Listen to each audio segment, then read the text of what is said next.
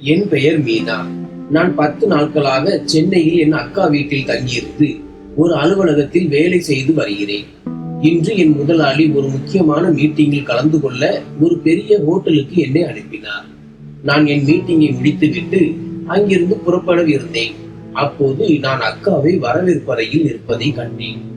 அதன் பிறகு அவள் மேலே உள்ள அறைக்கு சென்றாள். நானும் ரகசியமாக அவளை பின்தொடர்ந்தேன். அவள் ஒரு அறைக்குள் சென்றதை கண்டேன். அதன் பிறகு நான் வரவேற்பு பகுதியில் அவளுக்காக காத்திருந்தேன். சுமார் 2 மணி நேரத்திற்கு பிறகு அவள் அந்த அறையில் இருந்து வெளியே வந்தாள். மேலும் 5 நிமிடங்களுக்கு பிறகு அந்த அறையில் இருந்து ஒரு மனிதன் வெளியே வந்தான். ஆனால் அவன் யார் என்று எனக்கு தெரியவில்லை. அந்த மனிதனை என் வாழ்க்கையில் இன்றுதான் முதல் முறையாக பார்த்தேன். நான் என் முகத்தை நன்றாக மூடிக்கொண்டேன். பிறகு அந்த ஆள் அங்கிருந்து சென்று விட்டான். ஆனால் அக்கா இன்னும் ஹோட்டலுக்கு வெளியே நின்று கொண்டிருந்தாள். அவள் யாருக்காகவோ காத்திருப்பதாக நினைத்தேன். அப்போது ஒரு டாக்ஸி அவள் முன் வந்து நின்றது. அவள் அந்த டாக்ஸியில் ஏறி எங்கோ செல்ல தொடங்கினாள். நானும் உடனே ஒரு டாக்ஸியை வரவழைத்து அக்கா டாக்ஸியை பின்தொடர சொன்னேன். அக்கா ஒருவேளை வீட்டிற்கு போகிறாளோ என்று நினைத்தேன். ஆனால் வீட்டின் சாலை பின்னே விட்டு சென்றிருந்தது. அப்படியானால் அக்கா எங்கே போய் கொண்டிருந்தாள்? எங்கள் டாக்ஸி முன்னால் சென்று கொண்டிருந்தது. அப்போது அக்கா டாக்ஸி வேறு ஒரு ஹோட்டல் அருகே சென்று நின்றது. அதன் பிறகு அவள் டாக்ஸியில் இருந்து இறங்கி ஹோட்டலுக்குள் சென்றாள். நானும் உடனே பதுங்கி அவளை பின்தொடர்ந்தேன். பிறகு அவள் லிப்ட் வழியாக அந்த ஹோட்டலின் ஒரு அறைக்குள் சென்றாள். அந்த அறையிலிருந்து அவள் சுமார் 2-3 மணி நேரத்திற்கு பிறகு வெளியே வந்தாள். அவளுடன் வேறு ஒரு ஆளும் வெளியே வந்தான். இந்த முறை இந்த ஆளை பார்த்ததும் என் உயிர் போனது. ஏனென்றால் இந்த ஆள் வேறு யாரும் இல்லை, ரவிதான். ரவி என் அண்ணனின் நண்பன். அவன் இவ்வளவு தூரம் இங்கே என்ன செய்து கொண்டிருந்தான்?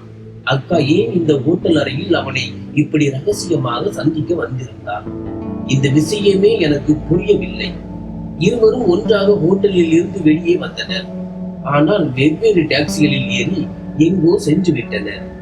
என் மூளையே வேலை செய்ய மறுத்துவிட்டது. சிறு வயது முதல் இன்று வரை என் சகோதரி இப்படி எந்த தவறும் செய்ததை பார்த்ததில்லை. அதனால் அவள் குணத்தின் மீது சந்தேகம் வரவில்லை. ஆனால் இன்று நான் என் கண்களால் பார்ப்பது என்ன? அவள் இந்த ஆட்களுடன் ஹோட்டல் அறைகளில் சென்று என்ன செய்து கொண்டிருந்தார்? மாலை நான் திரும்பி வந்த போது அக்கா மிகவும் கவலையாக இருப்பதை பார்த்தேன். ஏன் இவ்வளவு கவலையாக இருக்கிறீர்கள் என்று கேட்டேன். அதற்கு அவள், நான் வீட்டில் இருந்து கொண்டே சலிப்படைகிறேன். நீங்களும் உங்கள் வேலைக்கு சென்று விடுகிறீர்கள், குழந்தைகளும் பள்ளிக்கு சென்று விடுகிறார்கள். அதன் பிறகு நான் வீட்டில் தனியாக இருக்கிறேன். உங்கள் யாருக்கும் என்னுடன் வெளியே சென்று வர நேரமில்லை.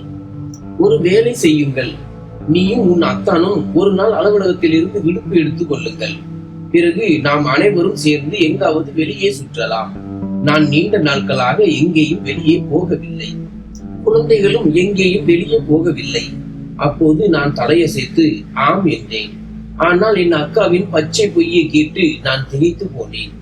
ஏனென்றால் இன்றுதான் அக்கா பல மணி நேரம் வீட்டிற்கு வெளியே சுற்றி கொண்டிருந்ததை பார்த்தேன். ஆனால் இன்னும் அவள் என்னிடம் பல மாதங்களாக வீட்டிலிருந்து வெளியே வராதது போல் காட்டிக் கொண்டிருந்தாள். சில நாட்கள் கடந்தன. ஒரு நாள் நான் அலுவலகத்தில் இருந்து சீக்கிரம் வந்தபோது அக்கா கதவை திறக்கவே இல்லை. இதனால் எனக்கு சிறிது பதட்டம் ஏற்பட்டது. அக்காவுக்கு ஏதேனும் ஆகிவிட்டதா என்று. நான் உடனடியாக சமையலறை வழியாக வீட்டிற்குள் சென்ற போது உள்ளே எல்லாம் சிதறி கிடப்பதை கண்டேன். அப்போது அக்காவின் அலறல் சத்தம் அவளுடைய அறையில் இருந்து வந்தது. நான் உடனே அவளது அறைக்கு விரைந்தேன். அங்கே நான் ஹோட்டலில் பார்த்த முதல் ஆள் அக்காவை பலவந்தப்படுத்த முயன்று கொண்டிருந்தான். நான் உடனடியாக யோசிக்காமல் பின்னால் இருந்து அவனது தலையில் ஒரு கட்டையால் தாக்கினேன். அவன் உடனடியாக அங்கேயே மயங்கி விழுந்தான். என்னை கண்டதும் அக்கா என் கழுத்தை கட்டி கொண்டு அழ ஆரம்பித்தாள். மீனா, நீ சரியான நேரத்தில் வந்து என்னை காப்பாற்றி விட்டாய். நான் அக்காவிடம், இவன் யார், இங்கே வீட்டில் என்ன செய்து கொண்டிருந்தான் என்று கேட்டேன். அக்கா என்னிடம், இவன் ஒரு திருடன், இங்கே திருட வந்திருந்தான் என்று கூறினார். நான் அக்காவிடம், இன்னும் ஒரு பொய்யை என்னால் பொறுத்து கொள்ள முடியாது. உங்கள் பொய்களை கேட்டு கேட்டு என் காதுகள் பிடித்து விட்டன என்றேன். என் பேச்சை கேட்டு அக்கா ஆச்சரியத்துடன் என்னை பார்த்தாள். நான் அவளிடம், உங்கள் கள்ளத்தனமான செயல்களை பற்றி எனக்கு எதுவும் தெரியாது என்று நீங்கள் நினைக்கிறீர்களா? நான் உங்களையும் இந்த ஆளுடன் அன்று ஹோட்டல் அறையிலிருந்து வெளியே வருவதை நான் பார்த்தேன் என்றேன். என் பேச்சை கேட்டு அக்காவின் கண்கள் அகல விரிந்தன. அவள் உடனடியாக என் கால்களில் விழுந்து அழுது கெஞ்ச ஆரம்பித்தாள். மீனா, இதையெல்லாம் உன் அத்தானிடம் சொல்லாதே. நான் உன் கைகளை பிடித்து கெஞ்சுகிறேன். என் குடும்பம் அழிந்து விடாமல் காப்பாற்று. நான் அவளிடம், உங்கள் இந்த முதலை கண்ணீரை வேறு எங்காவது வடியுங்கள். இதையெல்லாம் செய்ய உங்களுக்கு ஒரு முறை கூட வெட்கமாக இல்லையா? நீங்கள் இவனுடன் மட்டும் இல்லாமல் ரவியுடனும் இதையெல்லாம் செய்து வருகிறீர்கள். அவள், மீனா, என்னை போன்ற ஒரு பெண்ணுக்கு வாழ எந்த உரிமையும் இல்லை என்றாள். அதன் பிறகு அவள் உடனடியாக ஓடி தனது அலமாரிக்கு சென்று தூக்க மாத்திரைகளை எடுத்து சாப்பிட முயற்சித்த போது நான் அவளது கையை பிடித்து அவளிடமிருந்து மாத்திரையை பிடிக்கிறேன். இதையெல்லாம் பார்த்து நானும் மிகவும் பயந்து போனேன். நான் அவளிடம், உங்கள் செயல்களுக்காக உங்களுக்கு இவ்வளவு வெட்கம் இருந்தால் நீங்கள் இதையெல்லாம் ஏன் செய்து கொண்டிருந்தீர்கள் என்று கேட்டேன். அவள், இதையெல்லாம் நான் என் விருப்பத்தால் செய்யவில்லை, மாறாக நான் கட்டாயப்படுத்தப்பட்டேன். ஏனென்றால் இந்த மனிதன் என்னை பிளாக்மெயில் செய்து கொண்டிருந்தான் என்றாள். பிளாக்மெயில் என்ற வார்த்தையை கேட்டதும் நான் திகைத்து போனேன். நான், இவன் உங்களை பிளாக்மெயில் செய்து கொண்டிருந்தானா? ஆனால் ஏன், என்ன காரணம் என்று கேட்டேன். அக்கா, இன்று நான் உனக்கு எல்லாவற்றையும் சொல்வேன். ஆனால் நீ எனக்கு உதவுவாய் என்று வாக்குறுதி கொடு. ஏனென்றால் நான் இந்த வலையில் மிகவும் மோசமாக சிக்கிக் கொண்டேன். இப்போது இதிலிருந்து தனியாக வெளியே வருவது என் சக்திக்கு அப்பாற்பட்டது என்றார். நான் அவளிடம், நீங்கள் எனக்கு எல்லாவற்றையும் உண்மையாக சொன்னால் மட்டுமே நான் உங்களுக்கு உதவுவேன் என்றேன். அதன் பிறகு நானும் அக்காவும் அவனை ஒரு நாற்காலியில் கட்டி வாயில் துணியை வைத்து பிளாஸ்டர் ஒட்டினோம். நான் அக்காவுக்கு தண்ணீர் கொடுத்து அவளை சற்றே சமாதானப்படுத்தினேன். அதன் பிறகு அவள் தன் கடந்த கால பக்கங்களை என் முன் திறக்க ஆரம்பித்தாள். அதை பற்றி இன்று வரை யாருக்கும் தெரியாது. அக்கா சொன்னால், திருமணம் முடிந்த புதிதில் அத்தான் அவளை மிகவும் நேசித்தார். தினமும் ரொமான்டிக் டேட்களை ஏற்பாடு செய்வார் அல்லது அவளை வெளியே அழைத்து செல்வார். ஆனால் குழந்தைகள் பிறந்த பிறகு அத்தான் அவளிடம் கவனம் செலுத்துவதையே முற்றிலும் நிறுத்திவிட்டார். இந்த சமயத்தில் எங்கள் அம்மாவின் உடல்நிலை மோசமானதால் அவர் அக்காவை சில நாட்களுக்கு தாய் வீட்டுக்கு அனுப்பிவிட்டார்.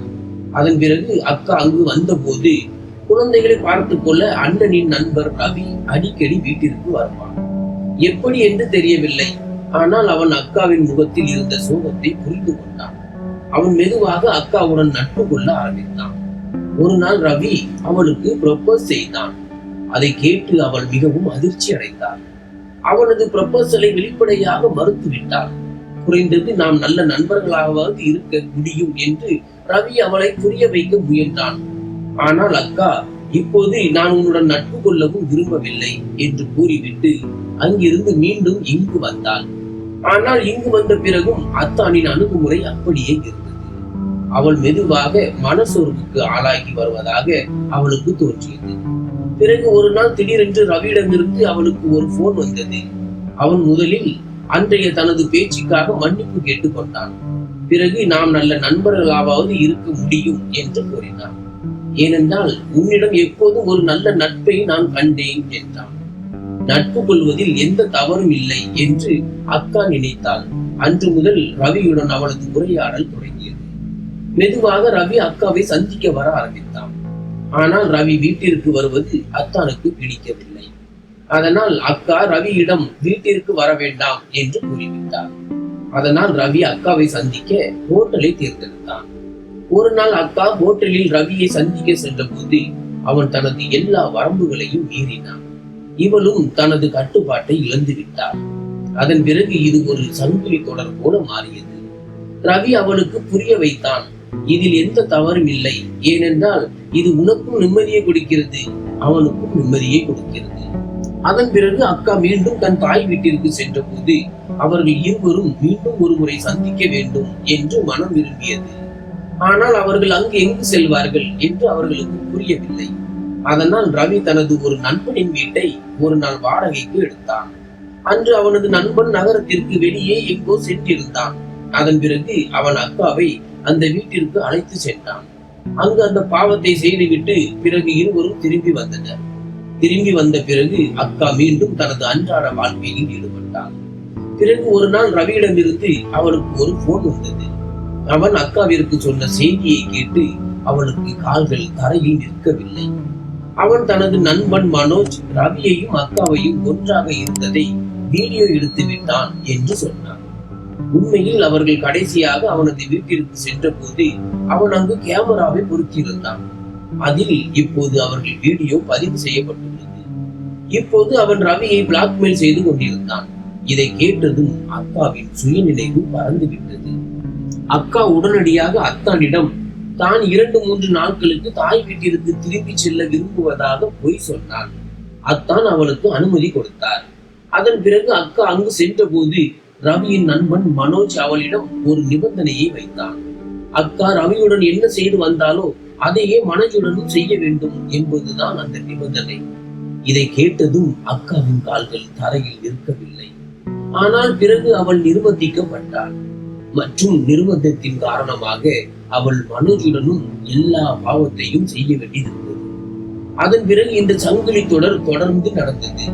மனோஜ் அவளை பிளாக்மெயில் செய்து மிரட்டி அவர்களின் வீட்டு முகவரியையும் அவளிடமிருந்து தெரிந்து கொண்டான். இப்போது மெதுவாக மனோஜ் அக்காவிடம் பணம் கேட்க தொடங்கினான். அதனால் அவள் மிகவும் சோர்வடைந்து விட்டாள். இப்போது அவள் ஒரு வலையில் சிக்கியிருப்பதாக உணர்கிறாள் என்று கூறி அழுதாள். அப்போது மனோஜுக்கு சுயநினைவு திரும்பி வந்ததை நான் பார்த்தேன். நான் உடனடியாக அவனிடமிருந்து அவனது தொலைபேசியை பிடுங்கி அதில் இருந்த வீடியோவை அழித்து விட்டேன். நான் அவனிடம், இன்று முதல் நீ என் அக்காவின் பக்கத்தில் வந்தால் நான் உன்னை போலீசில் புகார் செய்வேன் என்றேன். என் பேச்சை கேட்டு அவன் சத்தமாக சிரிக்க ஆரம்பித்தான். என் தொலைபேசியில் இருந்து வீடியோவை அழித்தால் உன் சகோதரி தப்பித்து விடுவாள் என்று நீ நினைக்கிறாயா? ஒரு வீடியோ ரவியின் தொலைபேசியிலும் இருக்கிறது என்றான். அவனது பேச்சை கேட்டு எனக்கும் அக்காவுக்கும் அதிர்ச்சியானது. அக்கா, நீ என்ன சொல்ல வருகிறாய் என்றான். அப்போது மனோஜ், இதுவெல்லாம் ரவியின் திட்டம்தான். அவன் தான் உன்னை ஒரு நிபந்தனையின் கீழ் என் வீட்டிற்கு அழைத்து வந்து உன் வீடியோவை தயார் செய்தான். பிறகு நான் வந்து உன்னை பிளாக்மெயில் செய்வேன். உன்னுடன் மகிழ்ச்சியாக இருப்பேன். உன்னிடம் பணம் பறிப்பேன். பிறகு அந்த பணம் எனக்கும் ரவிக்கும் பாதியாக பிரிக்கப்படும். இப்படி இருவரும் சேர்ந்து உன்னை உன்னுடைய உடலிலும் பணத்திலும் நன்கு சுரண்டினோம். நீயோ ஒரு பெரிய முட்டாள் பெண். நாங்கள் இருவரும் சேர்ந்து உன்னை பயன்படுத்திக் கொள்கிறோம் என்று உனக்கு துளி கூட தெரியவில்லை என்று கூறினார். இதையெல்லாம் கேட்டதும் அக்கா சத்தமாக அழ ஆரம்பித்தாள். அவள், இப்போது எனக்கு சாவதை தவிர வேறு வழி இல்லை. இந்த இருவரின் சக்கரத்தில் சிக்கி நான் என் அமைதியான வாழ்க்கையை அழித்துக் கொண்டேன். அவள் என்னிடம், இப்போது நீயே சொல், சாவதை தவிர எனக்கு வேறு என்ன வழி இருக்கிறது? கடைசியில் நான் இதை எப்படி எதிர்கொள்வது என்று கேட்டார். இப்போது நமக்கு ஒரு வழிதான் இருக்கிறது. நீங்கள் அத்தானிடம் எல்லாவற்றையும் சொல்லிவிடுங்கள் என்றேன். என் பேச்சை கேட்டு அக்கா மிகவும் மோசமாக அழ ஆரம்பித்தாள். நான் உன் அத்தானிடம் இதையெல்லாம் சொல்ல முடியாது. அவருக்கு தெரிந்தால் அவர் எனக்கு விவாகரத்து கொடுத்து விடுவார். நான் அவரை ஒருபோதும் விட்டுவிட விரும்பவில்லை. இதை விட நான் செத்து போவது மேல் என்றார். நீங்கள் ஏன் புரிந்து கொள்ள மாட்டீர்கள்? நமக்கு இதை தவிர வேறு வழி இல்லை என்றேன். ஆனால் அக்கா அத்தானிடம் எல்லாவற்றையும் சொல்ல தயாராக இல்லை. இந்த நிலையில் மனோஜ் தன்னை மிகவும் புத்திசாலி என்று நினைத்துக் கொண்டு மிகவும் மகிழ்ச்சியாக இருந்தான். அப்போது அக்காவின் தொலைபேசி அடித்தது. அக்கா தொலைபேசியை பார்த்தபோது அத்தான் அவளுக்கு அழைத்து கொண்டிருந்தார். அவள் மிகவும் பயந்து விட்டாள். கவலைப்படாதீர்கள், நிதானமாக அத்தானின் அழைப்பை எடுங்கள் என்றேன். என் பேச்சை கேட்டு அவள் அத்தானின் அழைப்பை எடுத்தாள். அத்தான் 2 வாரங்களுக்கு நகரத்திற்கு வெளியே செல்கிறார் என்று எங்களுக்கு தெரிந்தது. சரி என்று சொல்லி போனை அணைத்து விட்டு பெருமூச்சு விட்டார். நான் அக்காவிடம், நீங்கள் உடனே ரவிக்கு போன் செய்து இங்கு வர சொல்லுங்கள். நீங்கள் தனியாக இருக்கிறீர்கள், அதனால் அவனுடன் சிறிது நேரம் செலவிட விரும்புகிறீர்கள் என்று சொல்லுங்கள் என்றேன். அக்கா நான் சொன்னபடியே செய்தாள். ரவி எப்போதும் இதற்கு ஆசைப்படுபவன். உடனடியாக தயாராகிவிட்டான். அவன் அடுத்த நாளே வீட்டிற்கு வந்திருந்தான். அக்கா அவனுக்கு டீ போட்டு கொடுத்தாள். நான் மறைந்திருந்தபடியே அவன் டீயில் மயக்க மருந்தை கலந்தேன். டீ குடித்ததும் அவன் தனது சுயநினைவை இழக்க தொடங்கினான். அதன் பிறகு நான் போலீசுக்கு போன் செய்து வரவழைத்தேன். இந்த ஆட்கள் எப்படி என் சகோதரியை பிளாக்மெயில் செய்து அவளின் வீடியோவை தவறான முறையில் எடுத்தனர் என்பதை பற்றி அவர்களிடம் சொன்னேன். அதன் பிறகு போலீசார் ரவியின் போனில் இருந்த அந்த வீடியோவை அழித்து விட்டனர். நான் மிகவும் கேட்டுக்கொண்ட பிறகு போலீசார் மேற்கொண்டு நடக்கவிருக்கும் அனைத்து நடவடிக்கைகளையும் எனக்கு மட்டுமே தெரிவிப்பார்கள் என்றும் வீட்டிற்கு யாரையும் அனுப்ப மாட்டார்கள் என்றும் ஒப்புக்கொண்டனர். ஏனென்றால் என் அத்தானுக்கு இதெல்லாம் எங்கிருந்தாவது தெரிந்தால் என் சகோதரியின் வாழ்க்கை பாழாகிவிடும். அதன் பிறகு போலீசார் மனோஜ் மற்றும் ரவி இருவரையும் தங்கள் பிடியில் எடுத்துச் சென்றனர். மேலும் அவர்கள் மீது வழக்கு தொடரப்பட்டது. நீதிமன்றத்தில் வழங்கப்பட்ட அனைத்து ஆதாரங்கள் மற்றும் அக்காவின் வாக்குமூலத்தின் அடிப்படையில் மனோஜ் மற்றும் ரவி இருவருக்கும் 10 வருடங்கள் சிறை தண்டனை வழங்கப்பட்டது. நன்றி.